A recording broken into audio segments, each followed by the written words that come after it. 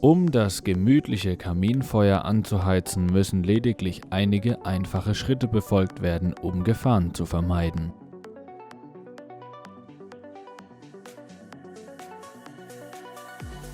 Nachdem der Luftzufuhrhebel auf maximale Zufuhr gestellt wurde, wird der Ofenanzünder in der Mitte des Brennraumes platziert.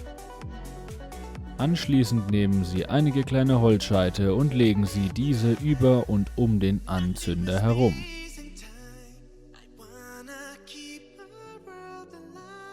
Nun folgen die großen Holzscheite, welche behutsam über den kleinen aufgeschichtet werden.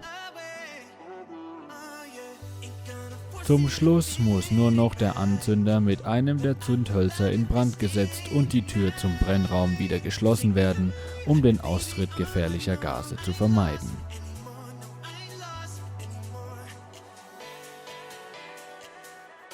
Dem gemütlichen Kaminabend steht nun nichts mehr im Wege.